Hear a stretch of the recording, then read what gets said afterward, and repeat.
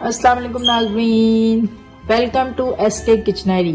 کیسے ہیں آپ سب لوگ؟ امید ہے خیریت سے ہوں گے، سب اپنے اپنے گھروں میں خوش ہوں گے۔ بقرعید کا گوشت کھا کھا کے سب بور ہو گئے ہوں گے۔ تھوڑا سا ہٹ کے آج میں آپ کے لیے ایک زبردست سی مزیدار سی ڈفرنٹ سی ریسیپی لے کے آئی ہوں۔ فارم سے میں یہ بیگن توڑ کے لے کے آئی ہوں۔ یہ دیکھیے جو میں نے آپ کو دکھائے تھے بیگن، یہ میں بیگن توڑ کے لے کے آئی ہوں فارم سے۔ تو آج ہم آپ کو بتائیں گے بھگارے بیگن۔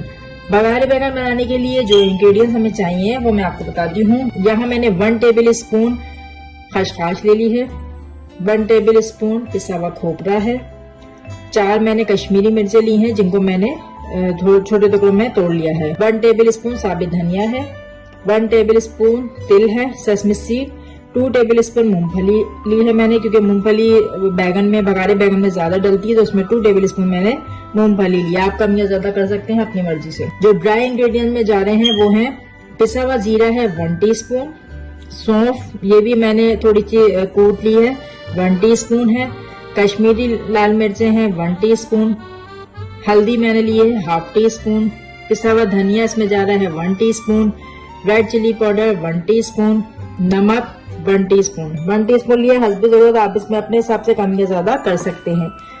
آئل اس میں ہم یوز کر رہے ہیں 1/4 کپ، اس میں اگر ہمیں نیڈ ہوگی تو ہم آگے اور یوز کر لیں گے۔ 1 کپ میں نے لیا ہے ٹومیٹو پیوری، 1 کپ ہم نے پیاز یعنی کہ میں نے ایک لارج سائز کی پیاز لے کے اسے میں نے گرائنڈ کر لیا ہے۔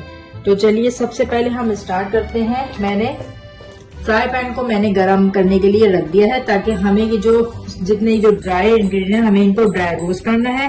ڈرائی روسٹ کرنے کے بعد ہم انہیں گرائنڈر کریں گے، اس کے بعد ہم اپنی ریسیپی اسٹارٹ کرتے ہیں۔ چلیے چلتے ہیں فرائی پین کی جانب۔ فرائی پین کو میں نے گرم کرنے کے لیے رکھ دیا تھا، تو سب سے پہلے ہم اس کے اندر ڈالیں گے مونگ پھلی۔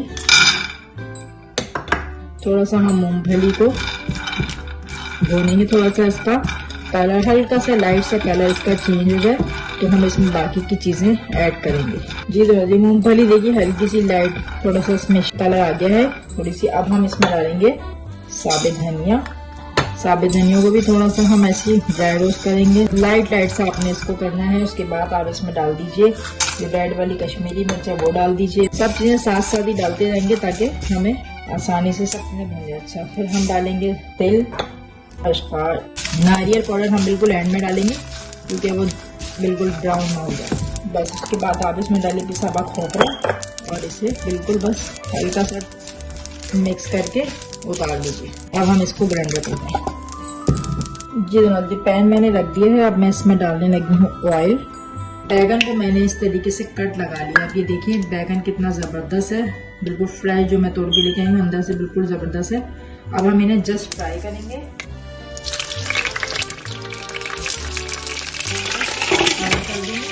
اور اسے جسٹ فرائی کر کے ہم اسے نکال لیں گے۔ جی تو ناظرین بیگن کو میں نے فرائی کر کے نکال لیا ہے۔ جی تو ناظرین بیگن میں نے نکال لی تھی۔ اب میں اس میں صرف چٹکی بھر اس میں میتھی دانا ایڈ کروں گی، وہ میں آپ کو بتانا بھول گئی تھی۔ اب ہم ڈالیں گے اس میں ایک جو ہم نے لال سائز کی پیاز گرائنڈ کی تھی وہ چلی جائے گی اس میں۔ پیاز کو ہمیں بھوننا ہے، اس کا کلر تھوڑا سا چینج ہوتا ہے، یہ وائٹ سے تھوڑی سی یہ پنکش ہو جاتی ہے، تھوڑی سی اس کا کلر چینج ہوتا ہے تو پھر ہم اس میں باقی کے انگریڈینٹ ایڈ کرتے ہیں۔ تو اسے ہم کم سے کم 3 سے 4 منٹ ہم اسے بھونیں گے پیاز کو۔ جی جناب دیکھیے پیاز کا کلر جو ہے وہ چینج ہو گیا ہے۔ اب ہم یہاں اس میں ایڈ کر دیں گے 1 ٹیبل اسپون ادرک لہسن کا پیسٹ، تو مکس کرتے ہیں تھوڑا سا، اس کو بھی اس کے ساتھ ہم بھون لیتے ہیں۔ اب ہم اس میں ایڈ کریں گے جو ہمارے ڈرائی انگریڈینٹس ہیں، ہم اس میں وہ ایڈ کر دیں گے، وہ چلے جائیں گے اس میں سب۔ اس کو بھی ہم مسالوں کے ساتھ تھوڑا سا ہم اس کو بھونیں گے۔ یہ دیکھیے اس طرح سے مسالہ جب ہمارا ذرا بھوننے لگے گا تو ہم اس میں ایڈ کر دیں گے 2 ٹیبل اسپون پانی تاکہ مسالہ ہمارا جلنے نہ پائے۔ 2 ٹیبل اسپون میں پانی چلا جائے گا اور اس کو ڈال کے اس کو ایسا بھونتے رہیے جب تک کہ اس میں آئل اوپر نہ آ جائے، اسے ہم بھونتے رہیں گے۔ یہ دیکھیے مسالہ تقریباً بھن گیا ہے۔ اب ہم اس میں ایڈ کریں گے جو ہم نے پھر ڈرائی روسٹ مسالے جو ہم نے گرائنڈ کیے تھے، اس میں وہ چلا جائے گا سارے، اس کو ہم ڈال کے تھوڑا سا بھونیں گے۔ اب ہم اس میں 3 ٹیبل اسپون اس میں آئل ہم ایڈ کر دیں گے۔ کیونکہ ہمیں یہاں لگ رہا ہے کہ آئل کم ہے تو میں نے اس میں 3 ٹیبل اسپون آئل ایڈ کر دیا ہے. اب ہم اس کو 3 سے 4 منٹ اب ہم اس کو بھونیں گے. جی آپ دیکھیں مسالہ ہمارا تقریباً بھن گیا ہے. اب میں یہاں پہ اس میں ایڈ کر دوں گی جو بیگن میں نے فرائی کیے تھے وہ بیگن میں ایڈ کر دوں گی. اس میں بیگن اس میں چلے گئے. بیگن ڈال کے ہم ان کو کرتے ہیں مکس طریقے سے. آپ نے اس کو مکس کرنا ہے. اب ہم اس میں ایڈ کریں گے ٹماٹر پیوری. ٹماٹر پیوری ڈال کے ہم اسے کر دیں گے.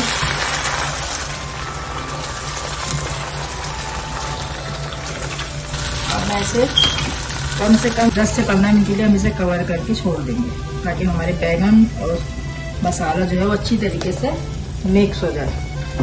جی جب میں آپ کو دکھاؤں یہ دیکھیے بیگن ہمارے اور مسالہ جو ہے بیگن میں بہت اچھی طریقے سے بھن گیا ہے اور اس میں تیل بھی اوپر آ گیا ہے. اب ہم یہاں پہ اس میں تھوڑا سا پانی ایڈ کریں گے. تھوڑا سا پانی ہم اس میں ایڈ کر کے اسے ہم 10 سے 15 منٹ اسے ہم کوک کریں گے.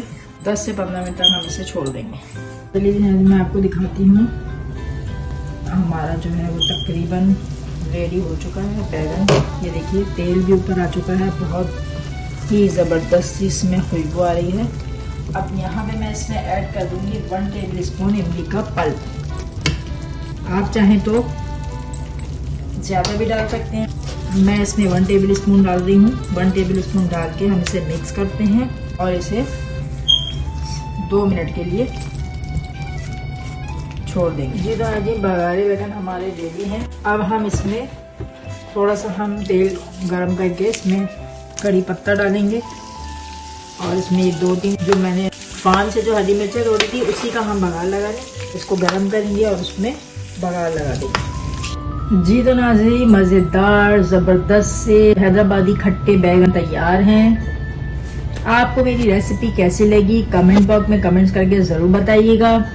میرے چینل کو سبسکرائب کرنا نہیں بھولیے گا. ساتھ میں بیل آئیکن کو ضرور کلک کیجیے گا تاکہ میری ہر نئی آنے والی ویڈیو کے نوٹیفیکیشن آپ کو ملتے رہیں گے. لائک کیجیے. اپنے فرینڈس اینڈ فیملی میں میری ویڈیو کو شیئر ضرور کیجیے گا.